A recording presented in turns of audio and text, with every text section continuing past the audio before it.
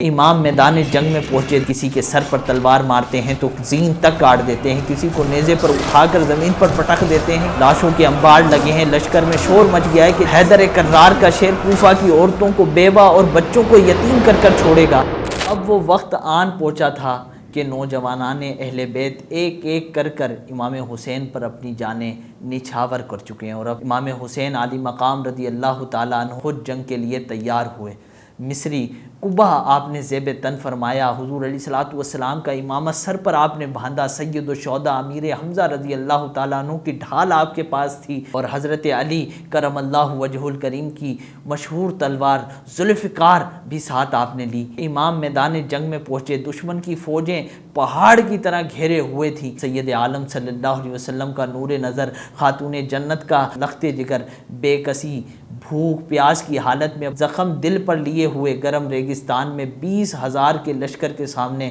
موجود ہے۔ اپنے فضائل اور اپنی بے گناہی سے دشمنوں کو اچھی طرح آگاہ کر دیا ہے، اور بار بار بتا دیا گیا ہے کہ میں جنگ کے لیے نہیں آیا ہوں، اس وقت تک بھی میرا جنگ کا ارادہ نہیں ہے، ابھی بھی موقع دو تو واپس چلا جاؤں گا۔ مگر 20,000 کی تعداد امام حسین رضی اللہ تعالیٰ عنہ جو اکیلے ہیں ان کو بہادری دکھانا چاہتی ہے۔ جب امام حسین عالی مقام کو اطمینان ہو گیا کہ وہ خون ناحق بہانے اور ظلم عظیم کرنے سے باز نہیں آئیں گے، تو امام حسین نے فرمایا کہ تم جو ارادہ رکھتے ہو پورا کرو، اور جس کو میرے مقابلے کے لیے بھیجنا چاہتے ہو بھیجو۔ مشہور بہادر جن کو یزیدی فوج نے سخت وقت کے لیے محفوظ کیا ہوا تھا کہ ان کو ہم بعد میں لڑائیں گے، ایک ایک کر کر میدان میں بھیجنا شروع کیا۔ ایک بے حیا یزیدی جنگجو ابن زہرہ کے مقابلے تلوار چمکاتا آتا ہے کہ حضرت امام حسین رضی اللہ تعالیٰ عنہ کے پاس آ کر تلوار کھینچتا ہے، ابھی ہاتھ میں تلوار اٹھائی ہی تھی اس نے کہ امام حسین نے ایسی ضرب لگائی، ایسا وار کیا کہ اس کا سر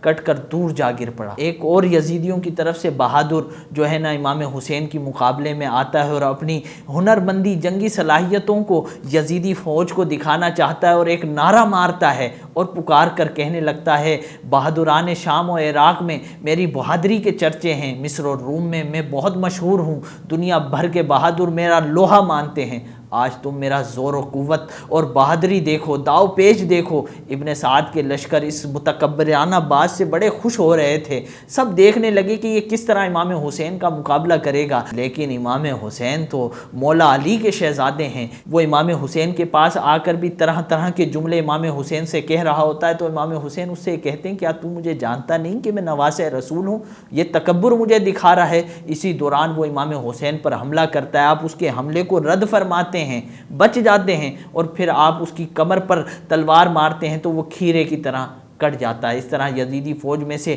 نئے نئے بہادر امام حسین علی مقام رضی اللہ تعالیٰ عنہ کے مقابل آتے رہے، جو سامنے آتا ایک ہی ہاتھ میں امام حسین اس کا قصہ تمام فرما دیتے۔ کسی کے سر پر تلوار مارتے ہیں تو زین تک کاٹ دیتے ہیں، کسی کو نیزے پر اٹھا کر زمین پر پٹک دیتے ہیں، کسی کے سینے میں نیزہ مارتے ہیں تو وہ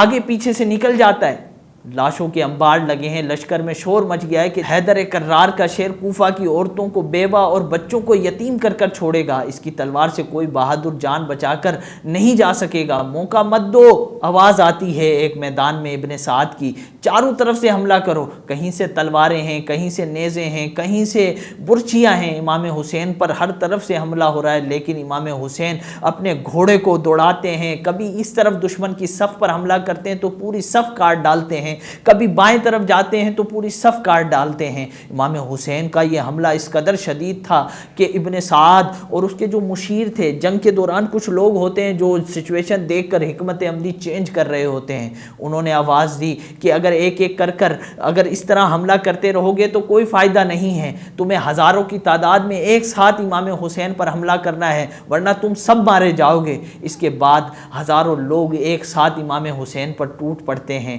کوئی تیروں سے حملہ کر رہا ہے، کوئی نیزوں سے حملہ کر رہا ہے، کوئی امام حسین کے قریب آ کر تلوار سے آپ کو زخمی کر رہا ہے۔ آپ انتہائی کمزوری اور زخموں کی حالت کے اندر موجود ہیں کہ آپ کی پیشانی کے اوپر ایک تیر آ کر لگتا ہے، جس سے امام حسین گھوڑے سے نیچے تشریف لاتے ہیں اور سجدے کی حالت میں چلے جاتے ہیں۔ اسی موقع کا فائدہ اٹھاتے ہوئے ایک یزیدی آپ کے اوپر نیزے سے حملہ کرتا ہے، جس سے آپ کی شہادت ہو جاتی ہے۔ آپ 61 ہجری 10 محرم جمعہ کے روز